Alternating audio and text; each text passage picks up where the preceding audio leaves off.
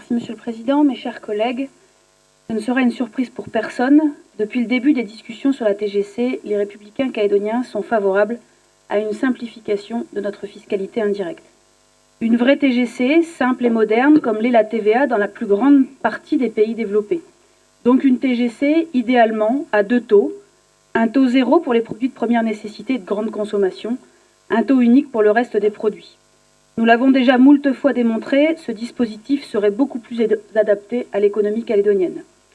C'est d'ailleurs la raison pour laquelle nous avions fait voter le 9 janvier 2012 à une large majorité de 32 voix sur 54 la TGA, vote d'ailleurs confirmé en seconde lecture avec à nouveau 30 voix le 5 mars 2012, avec un seul taux dans l'attente de la rationalisation de la TGI.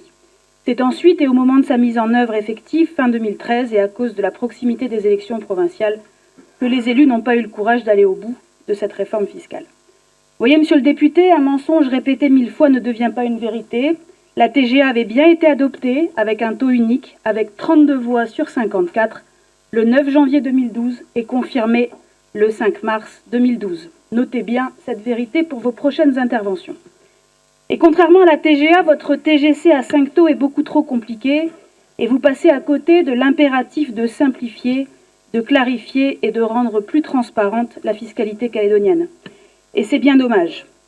D'ailleurs, alors que la TVA existe dans la plus grande partie des pays développés, un seul pays a décidé de mettre en place 5 taux différents, le Maroc. Et quand on lit les expertises économiques dans ce pays, tous disent qu'il faudra simplifier la fiscalité.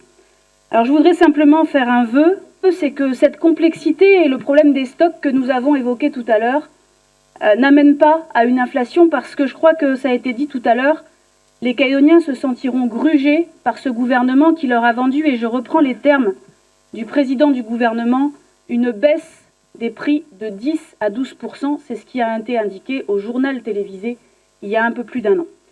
Pour autant, et soucieux de ne pas entraver une réforme fiscale que nous attendons depuis des années, les Républicains calédoniens s'abstiendront sur ce projet de texte.